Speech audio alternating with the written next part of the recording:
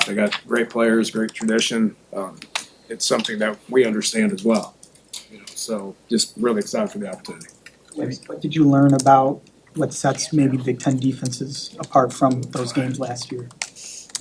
Toughness, physicality. It's typically low scoring games. Opposite of the Big 12, so to speak. I do think that we played some pretty good defense throughout the course of my last 15 years or whatever. But it's week in, week out. Everybody's going to have a solid physical defense that is sound and well coached with good players. So just really excited for the opportunity, man. Coach, obviously this is the type of games that Dylan kind of came to Nebraska for. Have you kind of talked to him about what this atmosphere is going to be like? I know he's played at Memorial Stadium, but this is a big game that a lot of fans have circled on their schedule for a couple of years. He told me. He's seen it a lot more than I have. Yeah. I look back at the last 2 weeks and I'm like, wow, this is incredible. Game one at Cincinnati was incredible, with our fan base. And, then the night game was something that I hadn't experienced here. And then you turn around, you go, oh, it's going to look like at 11 o'clock. I've been in that situation to where it's been great. And then 11 a.m., it's hot. And it's kind of, you know what I mean? And that didn't exist here last week. So, I don't know what to expect other than greatness, and I know he's looking forward to it. I know I am. I know Coach Rule is. This is a big game because all of them are big. And so we know who the opponent is, and it's our job to know everything about them, man. What they're doing defensively, who they are, what their strengths are, what their weaknesses are, what their plan of attack is, and then on Saturday, thinking that we know what they're going to do and having to adjust what they are doing. That's just part of our job. You might be more familiar with Biff Poggi than anybody here. What do you expect from him, knowing what you know about his ability to coach? Oh yeah, I'd go way back with him. My son played for him for a while when he was at St. Francis. He brings a lot of energy now, and he's a good football coach, and his kids play hard for him. That's what I remember about it. I don't know anything about what happened at Charlotte, but just from back when he was at St. Francis, they had national teams and a lot of talent.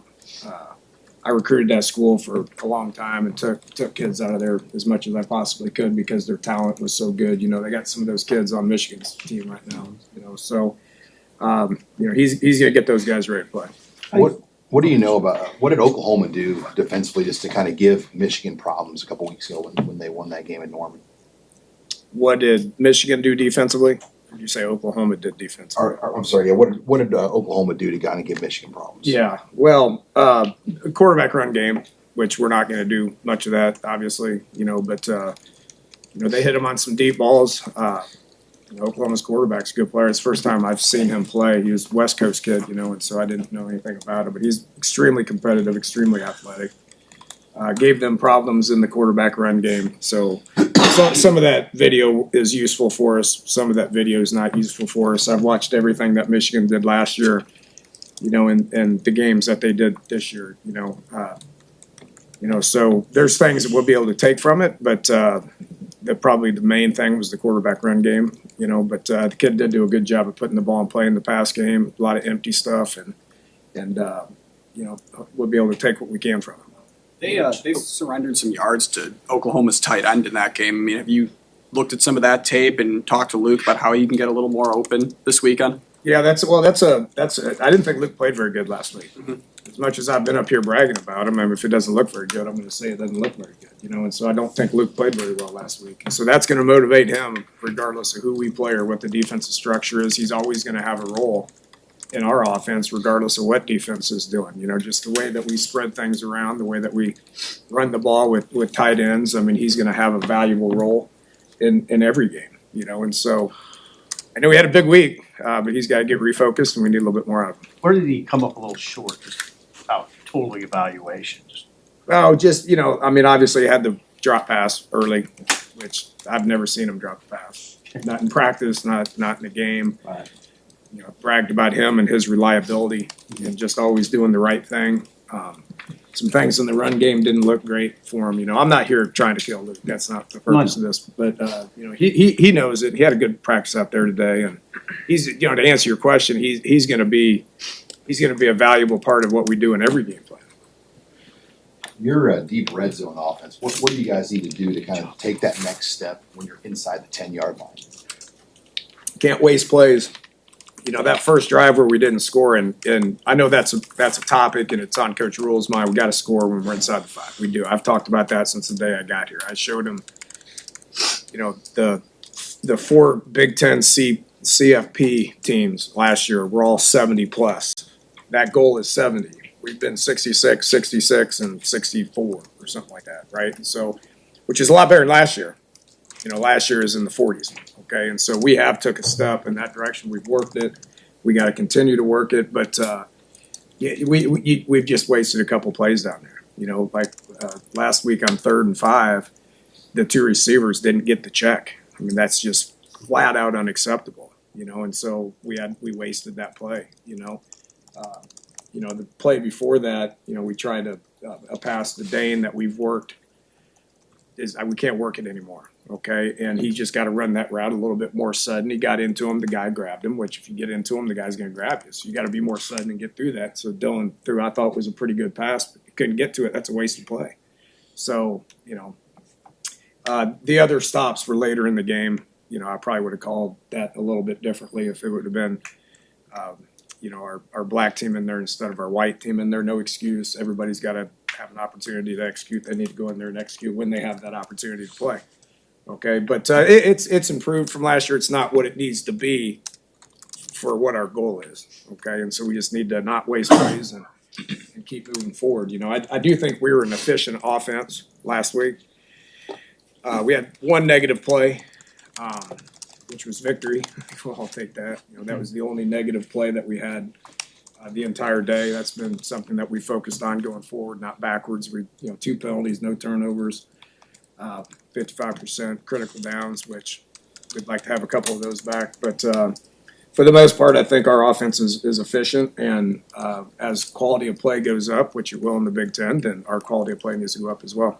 Hey, Coach, when what's the challenge like coaching quarterbacks when I'm looking at defense that shows something, the safety shows something pre-snap, and then after the snap they rotate into something different? Just what's the thought process of trying to coach those guys to deal with that? Yeah, it's simulated looks, simulated pressures, simulated looks. We see it all the time. I mean, there's nobody's better at it than this group that's coming in here in past situations. So, you know, it's film study, it's personnel, it's alignments, trying to get a beat on who's lining up where and where we think they're going to end up. I mean, very rarely does anybody just line up and play what they look like, right? So, you know, that's not Saturday. That's your preparation from Sunday to Saturday. As far as you know, what kind of preparation that you put in, how much film study you put in, what it looks like at practice. It was hot out there today. We got our work done, you know, and so, you know, Wednesday's the next step. Got meetings that we'll look at it, and then more installation stuff tomorrow,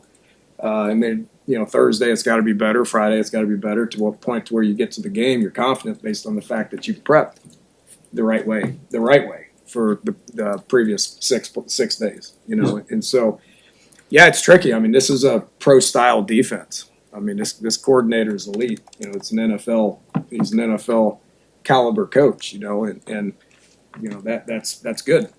That's going to challenge us, and we're going to see how prepared we are on Saturday. Is the run game where you want it right now?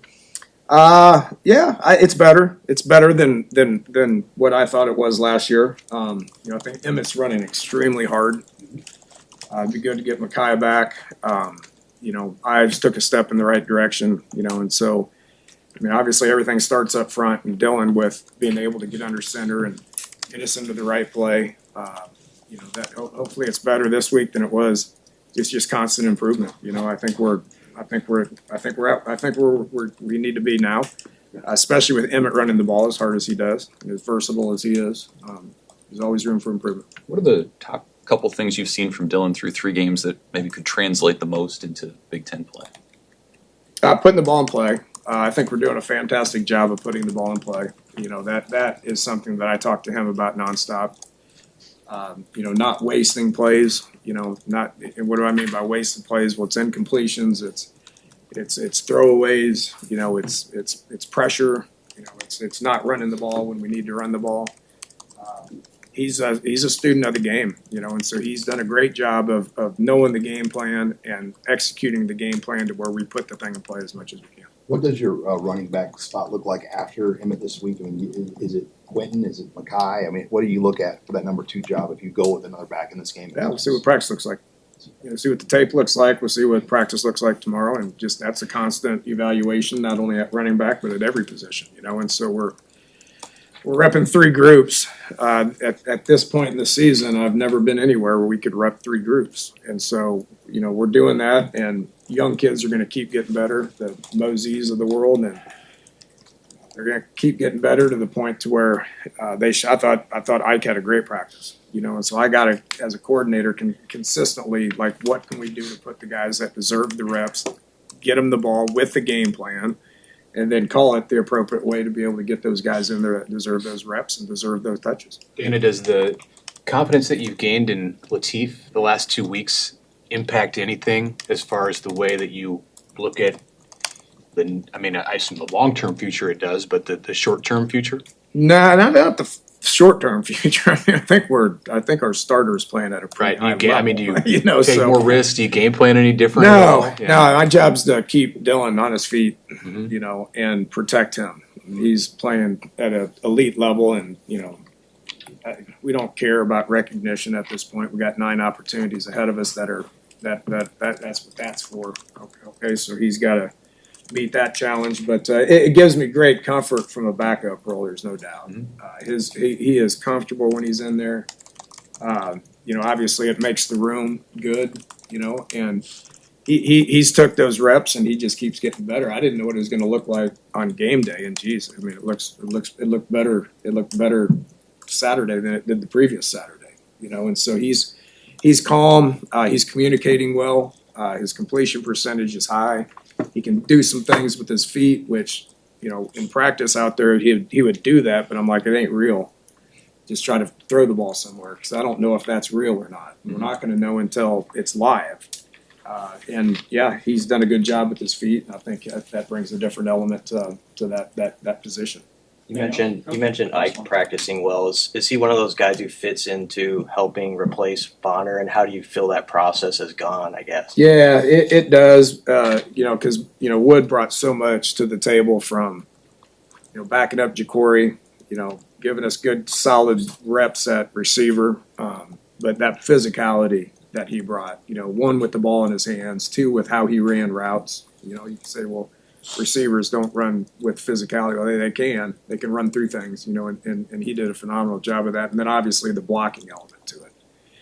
And, you know, that's something that we're doing with Ike a little bit, Carter Nelson as well. But, you know, Ike's the one that's made that jump. I think he'll continue to make that jump. Thank you all. Thanks.